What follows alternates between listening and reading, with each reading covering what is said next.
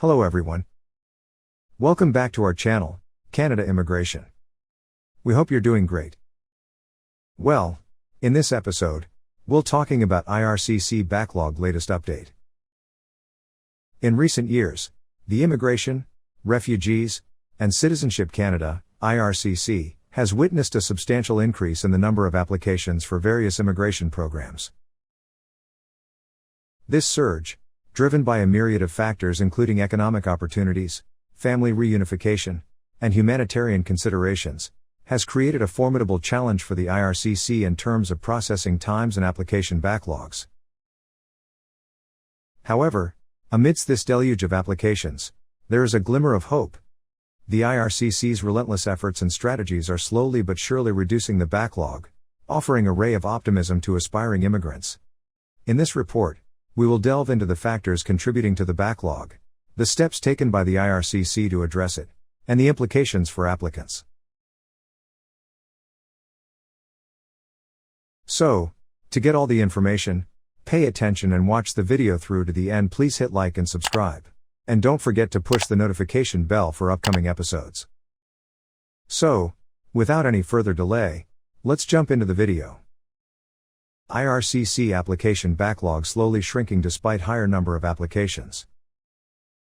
The most recent data from Immigration, Refugees and Citizenship Canada, IRCC, shows a backlog of 600 applications out of a total 274, 600 as of July 31st. Compared to the last update on May 31st, the numbers indicate that the backlog is shrinking. In May, there were 820,000 applications considered backlogged out of 248,000.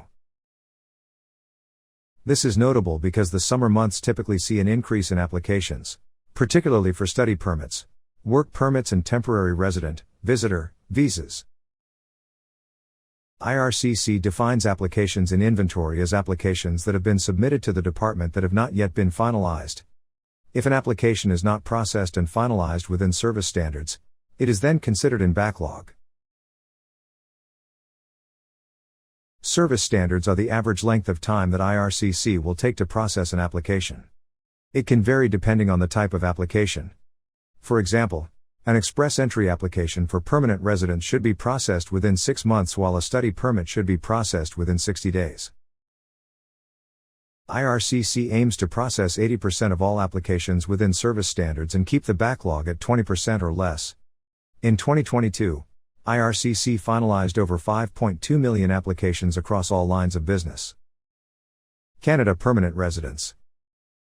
The most recent data shows IRCC has 631,500 permanent resident (PR) applications in inventory.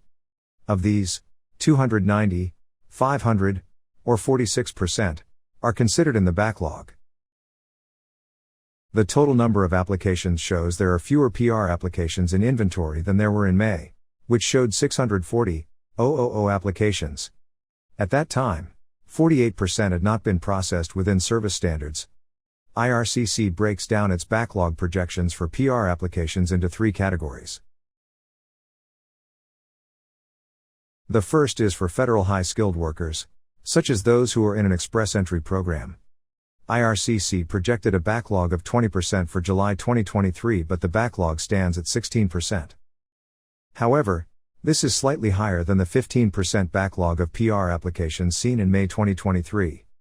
There has been no change to the backlog of express entry applications for candidates in the Provincial Nominee Program, PNP. As with the May 31st data, 30% of these applications are in backlog, which is 8% higher than the projections and 10% over the targeted 20%. The backlog of PR applications for spouses, partners and children is at 18%, lower than the projected 24% and 2% lower than it was in May. Citizenship application data shows that of the 296,900 applications in inventory, 67,900, or 23%, are in backlog. This is a drop of 4% from May when 27% of applications were considered backlog. The July data is nearly in line with the IRCC projection of a 24% backlog for citizenship applications. It is expected that the backlog will increase to 26% throughout August and September. Canada temporary residents. There are 902,000 applications in inventory for temporary residence visas and permits. This is significantly lower than the 1.3 million applications in May. Like permanent residents, applications for temporary residence permits are separated into three categories: study, work and visitors, visas. The IRCC data shows that at the end of July, 47% of temporary residence visas, TRVs, were not being processed within the 14-day service standard. This is a slight increase over the May data that showed 45% of visitor visas were not processed within service standards. There has been no change between the May and July backlog percentage for study permits. It continues to sit at 17%, lower than the targeted 20%. The backlog of work permit applications in July sat at 25%, slightly lower than May's 27% but higher than the projected backlog of 22%. Measures to reduce the backlog. 1. IRCC says it has taken several measures this year to reduce the backlog of temporary residence applications, such as 2. Launching an online portal that allows some permanent residence applicants to apply online. 3. Extending work permits for those with expiring postgraduate work permits. 4. Increasing the length of stay for parents and grandparents in Canada on a super visa to 5 years with the option of a 2-year extension.